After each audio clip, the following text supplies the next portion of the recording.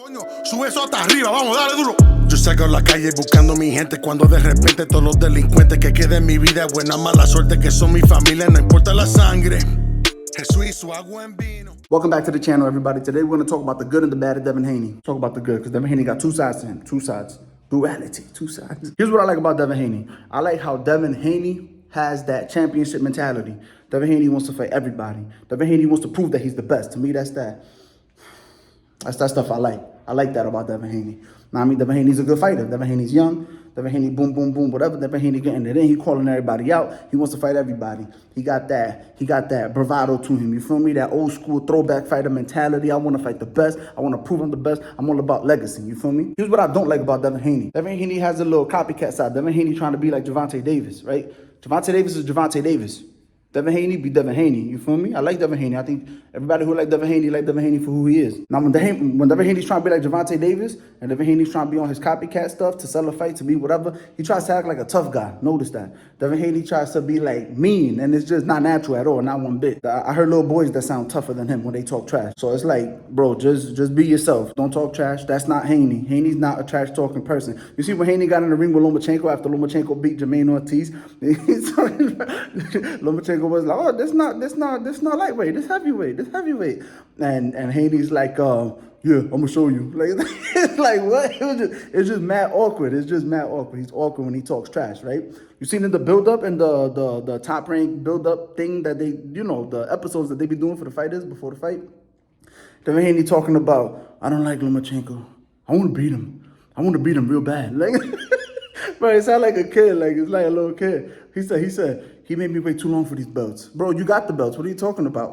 What is Haney talking about? You made me wait too long for these belts. You got them. Bro, though, it's just bad. It's like, because you could tell when something is natural. You could tell when it's not natural. Haney talking trash is not natural. But he got the mentality, though. I like that. I prefer Haney just do your thing. Call out the fighters. Fight the fights. You feel me? Leave the trap. Honestly, let your pops talk. I'm not a big fan of like fathers talking for their sons and stuff like that because I feel like they need to be men. But yo, in this case, I give Haney a pass. Just let your pops talk because at least he talk it up. That shit don't suit you. But yeah, Devin Haney, I like Devin Haney. I like his mental. I like his mentality. I like his heart. I feel like Devin Haney got that type of that mentality that he want to fight the best. You can tell he want to fight the best. He's been calling everybody out. He flew out to Australia to challenge for Undisputed. He won. Devin Haney went back to Australia to defend his Undisputed. It was, whether you want to say it was because it was obligated, whatever you want to say about it, the point is that he did it. And then the big thing that got me, again, that stuff that I like, he stood at 135 to fight Vasyl Lomachenko. Most people would not do that. Devin Haney's already, you can see that he's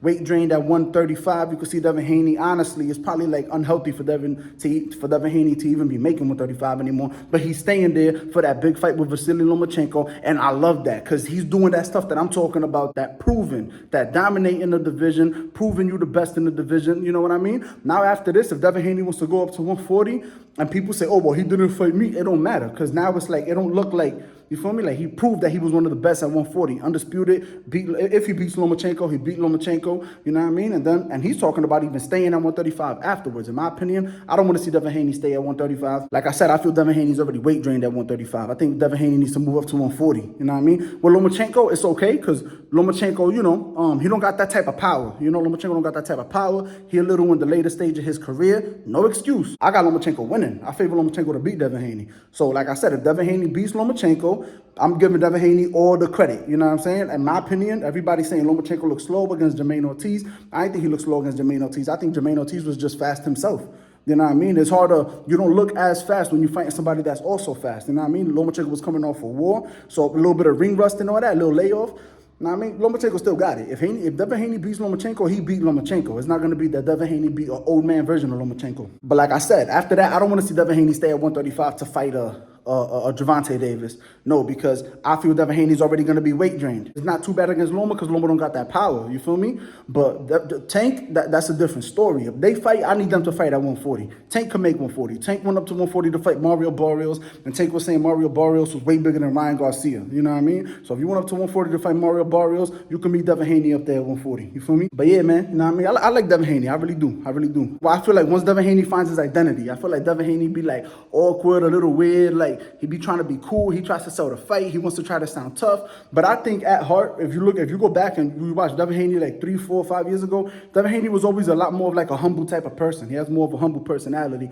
I think that's the real Devin Haney. But hey, you know what I mean? The fame, the money, the attention, the all that, whatever. He on top of the world now.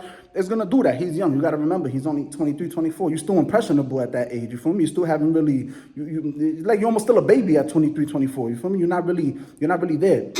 I'm talking mentally.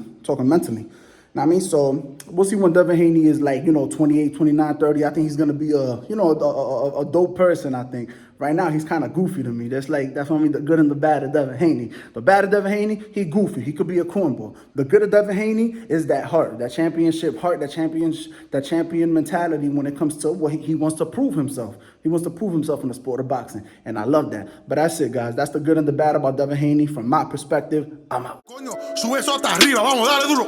Yo salgo a la calle buscando mi gente cuando de repente todos los delincuentes que queden en mi vida, buena mala suerte que son mi familia, no importa la sangre. Jesús y su agua en vino.